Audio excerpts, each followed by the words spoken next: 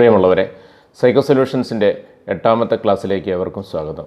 ഇതുവരെ എൻ്റെ channel subscribe ചെയ്ത് സഹകരിച്ച എല്ലാ അഭ്യുദയകാംക്ഷികൾക്കും നന്ദി രേഖപ്പെടുത്തുന്നു. ഈ ക്ലാസ്സിൽ സൈക്കോ സൊല്യൂഷൻസ് കേട്ടറ്റിൻ്റെ ചില ചോദ്യപേപ്പറുകൾ വിശകലനം ചെയ്യുന്ന രൂപത്തിലേക്ക് ക്ലാസ്സുകൾ മാറുകയാണ്.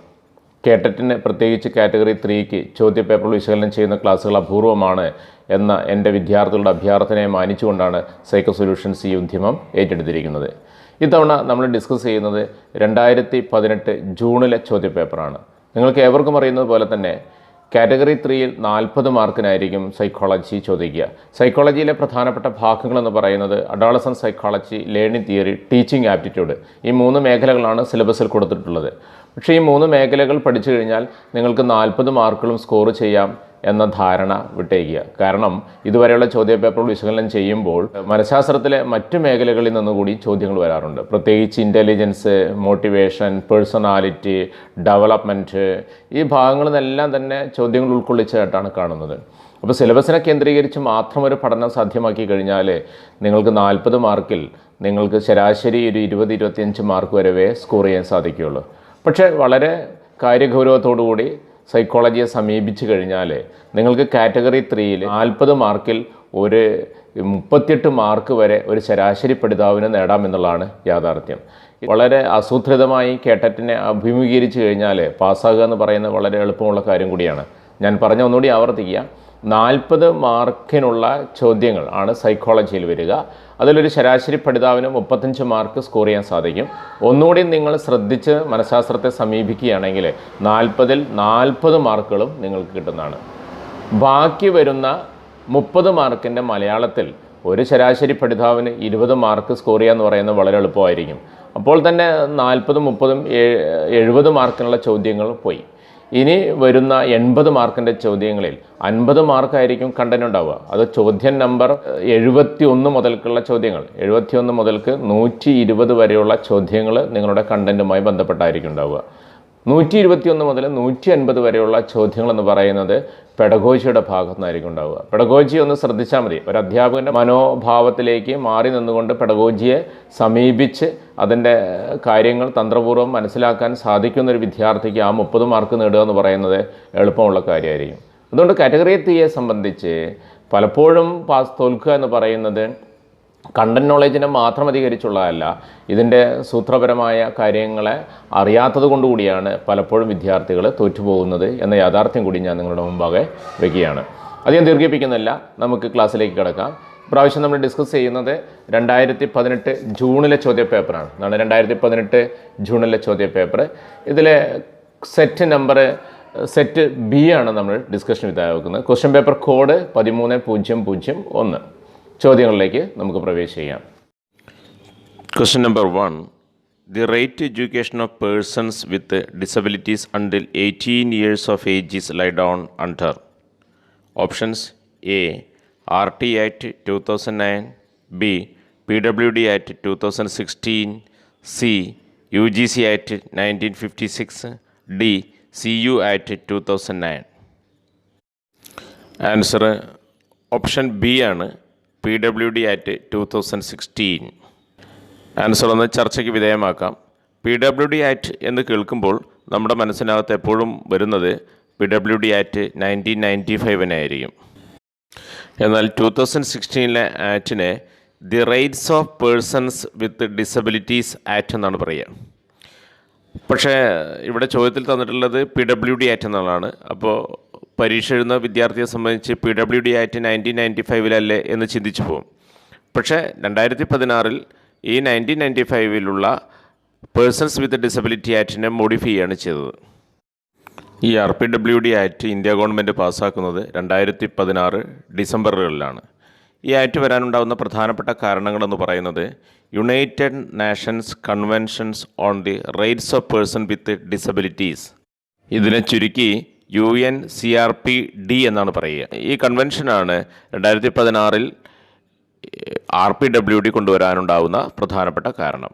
അതോടുകൂടി 1995 ഇന്ത്യ ഗവൺമെൻറ് പാസ്സാക്കിയ PWD ആക്ട് RPWD ആക്റ്റായിട്ട് മാറുകയാണ് ചെയ്തത്.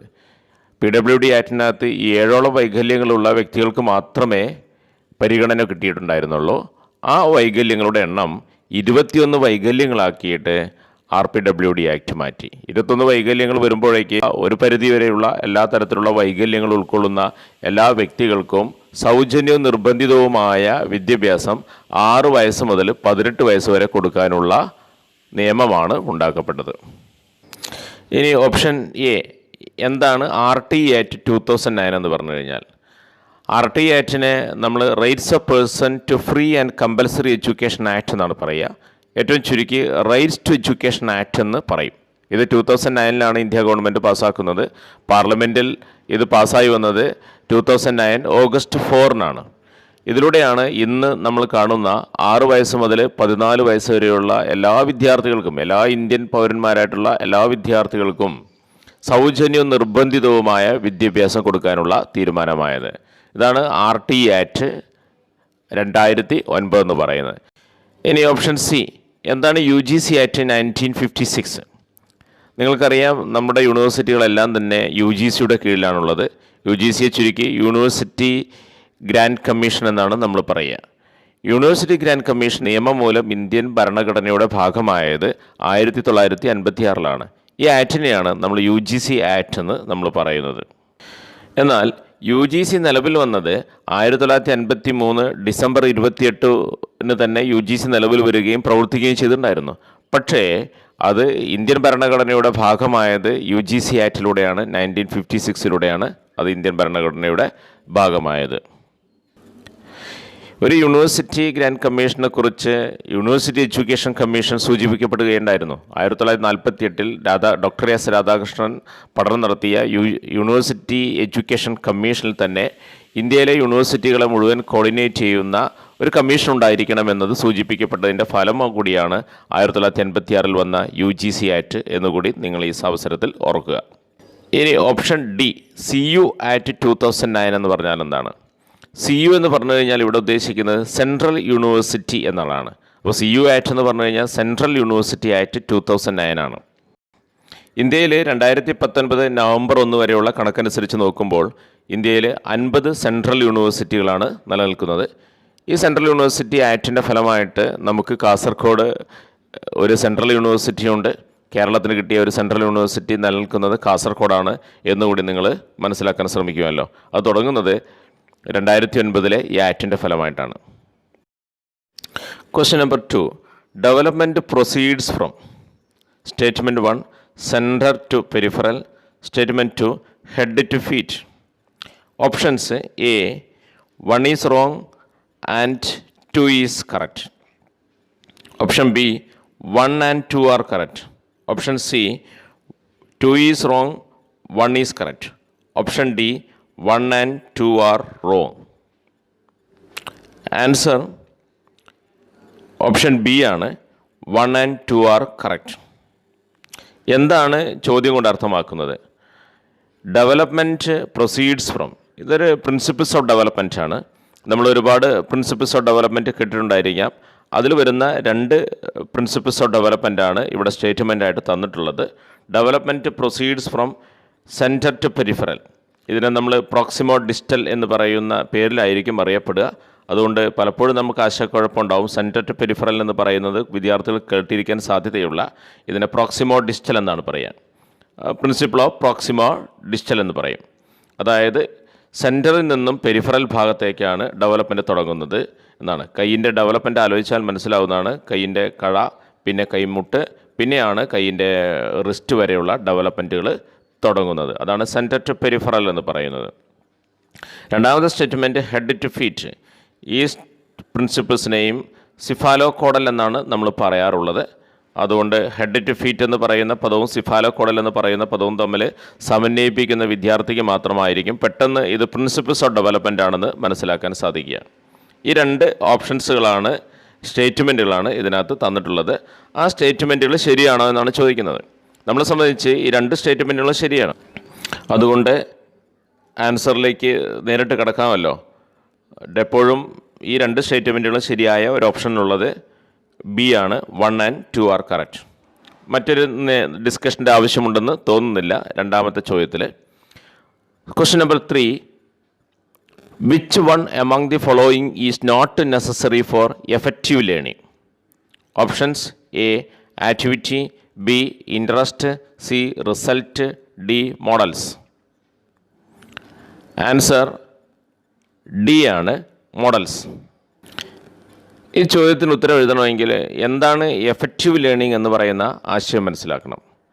ഫലപ്രദമായ പഠനം എന്നുള്ളതുകൊണ്ടാണ് ഈ പദം കൊണ്ട് അർത്ഥമാക്കുന്നത് എഫക്റ്റീവ് ലേണിംഗ്. ഒരു ലേണിങ്ങിനെ വളരെ എഫക്റ്റീവാക്കി മാറ്റണമെങ്കിൽ അതിൽ പെടാത്തത് ഏത് എന്നുള്ളതാണ് ചോദ്യം. നോട്ട് നെസസറി എന്നുള്ളതാണ് ചോദ്യം. അതുകൊണ്ട് ഏതൊരു പഠനവും വളരെ ഫലവത്തായി മാറണമെങ്കിൽ ആക്ടിവിറ്റി ആയിരിക്കണം. നിങ്ങൾക്കറിയാം, ലേണിംഗ് ബൈ ഡൂയിങ് എന്ന് പറയുന്നത് പ്രൊജക്റ്റ് മെത്തേഡിൻ്റെ ഒരു കാർഡിനൽ പ്രിൻസിപ്പിളാണ്. പഠനത്തെ ഏറ്റവും കൂടുതൽ സ്വാധീനിക്കപ്പെടുന്നത് ആക്ടിവിറ്റിയാണ്. ചെയ്ത് പഠിക്കുക എന്നതാണ് ഏറ്റവും വലിയ പഠനത്തിൻ്റെ അടിസ്ഥാനപരമായ നിയമം എന്ന് പറയുന്നത്. രണ്ടാമത്തെ ഓപ്ഷൻ ബി ആണ്, ഇൻട്രസ്റ്റ്. പഠനത്തെ സ്വാധീനിക്കുന്ന ഏറ്റവും പ്രധാനപ്പെട്ട മറ്റൊരു ഘടകം എന്ന് പറയുന്നത് വിദ്യാർത്ഥിയിലുള്ള പഠിതാവിലുള്ള താല്പര്യമാണ്. ഇതിനെ തൊണ്ടയ്ക്കൊക്കെ വളരെ വിശാലമായി ലോ ഓഫ് റെഡിനെസ് എന്ന് പറയുന്ന പദം കൊണ്ട് സൂചിപ്പിക്കപ്പെട്ടിട്ടുണ്ട്.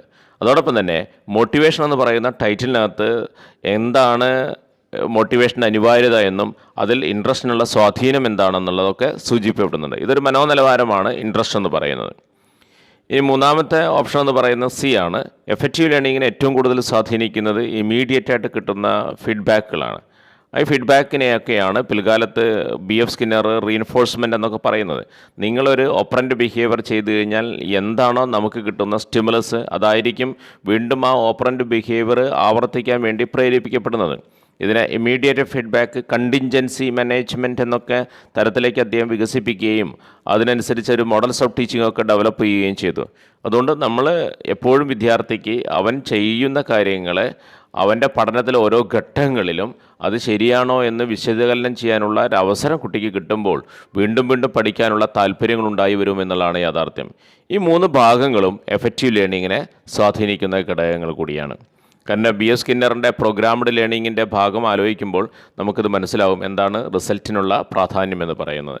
എന്നാൽ മോഡൽസിന് നേരത്തെ സൂചിപ്പിച്ച അത്ര പ്രാധാന്യം ഇതിനകത്തില്ല എന്നുള്ളതാണ് എഫക്റ്റീവ് ലേണിങ്ങിനെ സ്വാധീനം. അതുകൊണ്ട് 4 ഓപ്ഷനിൽ പെടാത്ത ഓപ്ഷൻ എന്ന് പറയുന്നത് ഡി ആണ്.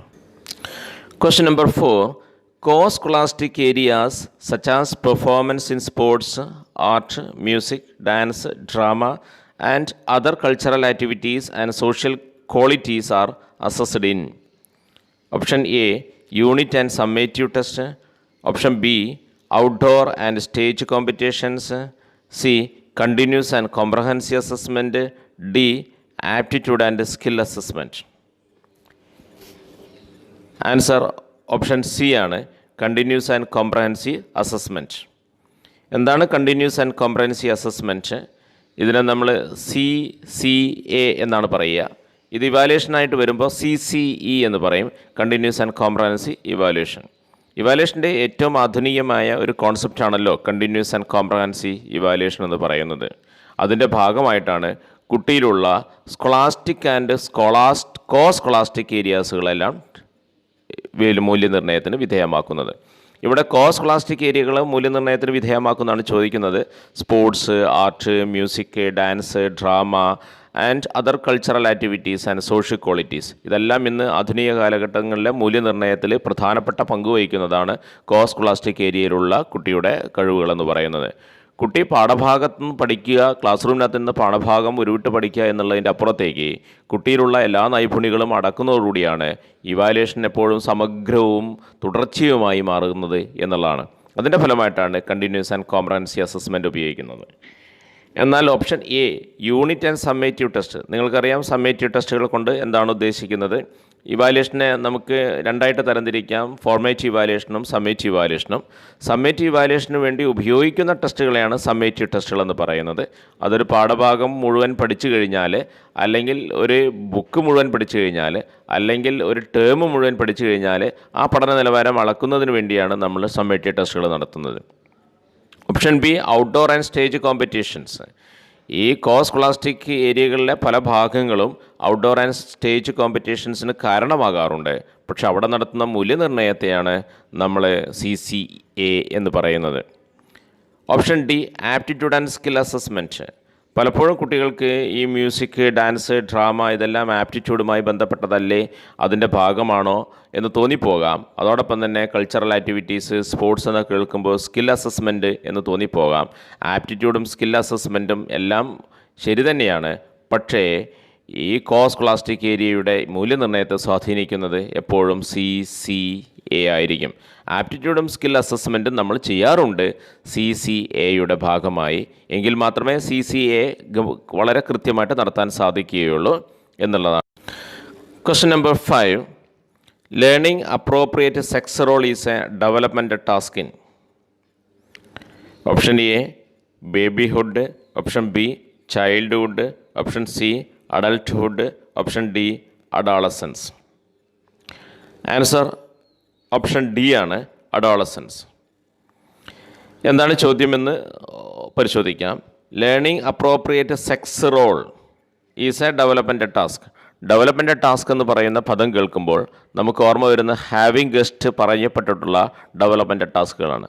ഓരോ ഘട്ടങ്ങളിലും എന്തെല്ലാമാണ് സമയത്തുണ്ടാകുന്ന വെല്ലുവിളികളെന്ന് അദ്ദേഹം കൃത്യമായിട്ട് സൂചിപ്പിക്കപ്പെട്ടിട്ടുണ്ട്. ഇതിനെയാണ് ഡെവലപ്മെൻറ്റ് ടാസ്ക് എന്ന് പറയുന്ന പദം കൊണ്ട് ഉദ്ദേശിക്കുന്നത്. അതിൽ അപ്രോപ്രിയേറ്റ് സെക്സ് റോൾ ഏത് ഘട്ടത്തിലുള്ള ഡെവലപ്മെൻറ്റ് ടാസ്ക് എന്നാണ് ചോദിക്കുന്നത്. ഒരു സമൂഹത്തിൽ ഒരു പെൺകുട്ടി എന്താണ് ചെയ്യേണ്ടതെന്നും ഒരു ആൺകുട്ടി എന്താണ് ചെയ്യേണ്ടതെന്നുള്ള ഒരു റോളുണ്ട്. അതിനെക്കുറിച്ചുള്ള ആ ഒരു വെല്ലുവിളിയായിട്ട് വരുന്നത് എപ്പോഴും അഡോളസൻസ് പീരീഡിലായിരിക്കും. നമുക്കറിയാം, അഡോളസൻസ് പീരീഡിലുള്ള കുട്ടികളെ ഇത് ഏത് സമയത്ത് പാരൻസ് വീണ്ടും വീണ്ടും വിളിച്ച് ഉണർത്തുന്ന തരത്തിൽ സംസാരിക്കാറുണ്ട്. നീ ഒരു ആൺകുട്ടിയാണ്, നീ ഒരു പെൺകുട്ടിയാണ്, മുതിർന്ന ആൺകുട്ടികളെപ്പോലെ നീ പെരുമാറണം, നീ ഒരു ആൺകുട്ടിയാണ്, ഉത്തരവാദിത്തോടുകൂടി പെരുമാറുന്നതിൽ നിൻ്റെ ഭാഗമാണ്, നിൻ്റെ അച്ഛനെ കണ്ടില്ലേ, അങ്ങനെയല്ലേ നമ്മൾ ചെയ്യുക എന്ന് പറയുന്ന തരത്തിൽ ആൺകുട്ടിയെയും, അതോടൊപ്പം തന്നെ നീ ഒരു പെൺകുട്ടിയാണെന്നുള്ളൊരു ബോധം ഉണ്ടായിരിക്കണം, ആൺകുട്ടികളോട് കളിച്ച് നടക്കുകയല്ല നീ ചെയ്യേണ്ടത്, നീ ഒരു കുടുംബിനിയായിരിക്കണം എന്നുള്ള തരത്തിൽ പെൺകുട്ടികളെയും ഉപദേശിക്കുന്നതാറുണ്ട്. അത് ഏറ്റവും കൂടുതൽ ഉപദേശങ്ങൾ വരാറുള്ളത്, കുട്ടികൾക്ക് അസഹനീയമായി വരാറുള്ളത് അഡോളസൻസ് പീരീഡിലാണെന്ന് മനസ്സിലാക്കുക. കാരണം നമ്മുടെ സൈക്കോളജി പഠിക്കുന്നതിനപ്പുറത്തേക്ക് സമൂഹത്തിൽ നിന്നുള്ള നിയമങ്ങളും സമൂഹത്തിൻ്റെ രീതികൾ തന്നെയാണ് സൈക്കോളജിയിലെ പ്രിൻസിപ്പിൾസായിട്ട് വരുന്നത്. അതുകൊണ്ട് അപ്രോപ്രിയേറ്റ് സെക്സ് റോള് മനസ്സിലാക്കുന്നത് അഡോളസൻസിലാണ്. ബേബിഹുഡിൽ ഇത്തരത്തിലുള്ള സെക്സ് റോളുകൾക്ക് യാതൊരു പ്രസക്തിയുമില്ല. കുട്ടിക്ക് ആൺകുട്ടിയെന്നോ പെൺകുട്ടിയെന്നോ ഒരു ബോധം ഉണ്ടാകാത്ത കാലഘട്ടം കൂടിയാണ് ബേബിഹുഡ്. ചൈൽഡ്ഹുഡ് ആൺകുട്ടികളും പെൺകുട്ടികളും കൂട്ടം കൂടുകയും സംസാരിക്കുകയും കളിക്കുകയും ഒക്കെ ചെയ്യുന്ന ഒരു കാലഘട്ടം കൂടിയാണ്. അഡൾട്ട്ഹുഡ് ആകുമ്പോഴേക്കും ഇത് പൂർണ്ണതയിൽ എത്തിച്ചേർന്നു എന്നുള്ളതാണ്. എന്നാൽ അഡോളസൻസ്